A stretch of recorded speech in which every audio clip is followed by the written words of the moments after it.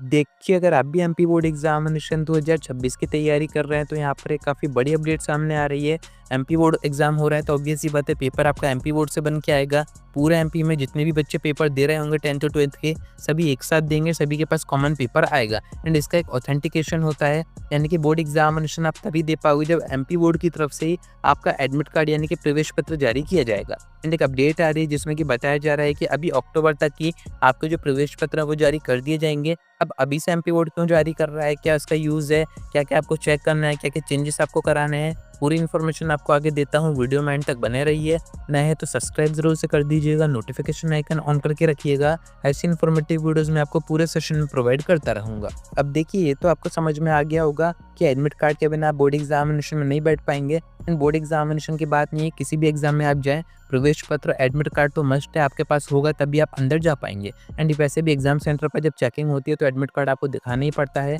And MP board क्या करता है, आपके 2 एडमिट कार्ड जारी करता है। फर्स्ट जो एडमिट कार्ड जारी होता है वो होता है डमी, सेकंड होता है मेन। यानी कि जो डमी एडमिट कार्ड है वही आगे जाके मेन में कन्वर्ट हो जाता है। पर आपके पास यहाँ पर मौका रहता है, क्योंकि दिक्कतें ये आती हैं कि काफ़ी सारे बच्चों की इन्फॉर्मेशन इनकरेक्ट हो जाती है। यानी कि जब आपका बोर्ड एग्जामिनेशन का फॉर्म भर रहा होता है, हो सकता है फॉर्म भरते टाइम टीचर कोई मिसटाइप कर दे, या फिर कोई टेक्निकल इशू आ जाए, या फिर नेम में आपके फादर नेम, मदर्स नेम में सब्जेक्ट में कुछ ऊपर नीचे हो जाए, आपकी पीसीएम स्ट्रीम थी पीसीबी हो जाए, हिंदी मीडियम था इंग्लिश मीडियम हो जाए, ये सारी चीज़ें होती हैं। तो ऐसे में एमपी बोर्ड आपको देता है एक डमी प्रवेश पत्र, जो कि अभी अक्टूबर तक आ जाएंगे। कब तक आएंगे, यहाँ पर डेट आपको बताई जा रही है कि 26 अक्टूबर के बाद से आप आपका जो डमी एडमिट कार्ड है वो चेक कर सकते हैं। आप चाहें तो खुद से अपना ऑनलाइन भी चेक कर सकते हैं। वैसे अगर आप किसी प्राइवेट स्कूल से हैं, गवर्नमेंट से हैं, तो वहाँ के टीचर खुद ही आपको दिखाएंगे, उनके पास आ जाएंगे, वो प्रिंट करके आपसे उसके ऊपर साइन करवाएंगे। आपको उसमें चेक क्या क्या करना है वो ध्यान से सुनिएगा, क्योंकि यहाँ पर अगर आपने मिस्टेक कर दी तो फिर आपके मेन एडमिट कार्ड में भी दिक्कत आएगी। एंड मेन में अगर दिक्कत आ गई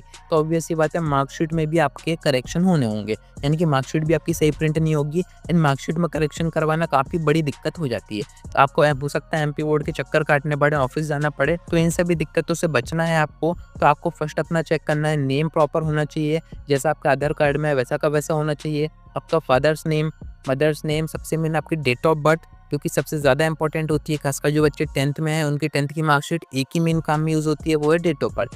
बाकी 12th में अगर आप है तो आपको अपनी स्क्रीन चेक करनी है कि सही है कि नहीं है। पीसीएम आपका चूज़ था तो आपका पीसीबी तो नहीं आ गया है।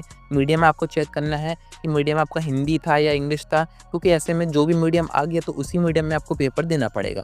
ये दिक्कतें प्रीवियस सेशन में काफ़ी सारे बच्चों के साथ हो चुकी हैं। इसी कारण से एमपी बोर्ड अक्टूबर में आपको डमी एडमिट कार्ड दे रहा है, जिसमें कि सिर्फ आपकी बेसिक सारी इन्फॉर्मेशन रहेगी।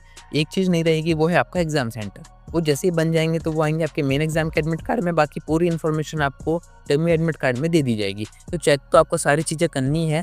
अब अगर करेक्शन होना होगा तो कहाँ पर आप करवा सकते हैं।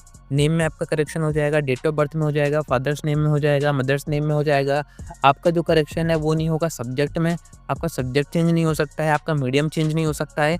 इस कारण से ये सारी चीज़ें अगर बोर्ड एग्जामिनेशन के फॉर्म में सही भरी हैं तो काफ़ी अच्छी बात है। अगर दिक्कत हो गई है तो फिर चांसेस कम है कि आपका सब्जेक्ट और मीडियम चेंज हो पाए। जो आ जाएगा उसी में आपको एग्जाम देने पड़ेंगे। वैसे काफ़ी रेयर केस होते हैं, क्योंकि जो फॉर्म भरते हैं वो कई बार वेरीफाई करने के बाद ही फॉर्म सबमिट करते हैं। इसी कारण से आपको डमी एडमिट कार्ड दिए जा रहे हैं कि सही है, तो आपको खुद ही एक बार वेरीफाई करना है, मैच करना है, एंड उसी पे साइन करके आपको स्कूल को सबमिट करना है। आपका स्कूल से ये पूरा डेटा जाएगा ऊपर एमपी बोर्ड के पास कि ठीक है, हमने अपनी तरफ से सभी बच्चों से वेरीफाई करवाया, सब कुछ सही है। वो आगे बिना किसी दिक्कत के प्रिंट हो जाएंगे। तो इन बातों का ध्यान रखिएगा। बाकी आप खुद से भी अपना जो एडमिट कार्ड है वो चेक कर सकते हैं। डमी जब आएगा तो मैं आपको बता दूंगा। 1 महीना का आपके पास टाइम होता है। अगर अक्टूबर के एंड में आ रहे हैं तो नवंबर एंड तक आप उसमें करेक्शन करवा सकते हैं, कहीं कोई परेशानी नहीं आएगी। जो बच्चे प्राइवेट फॉर्म भरते हैं तो हो सकता है उनका भी इस बार डमी एडमिट कार्ड जारी किया जाए। वो कैसे चेक करना है, कहाँ से करना है, जब भी आएगा मैं आपको बता दूंगा। कनेक्टेड रहिएगा। आज की वीडियो में इतना ही। कोई डाउट आता है कमेंट करके पूछ सकते हैं, या फिर आप डायरेक्ट मुझसे इंस्टाग्राम पर डीएम करके बात भी कर सकते हैं।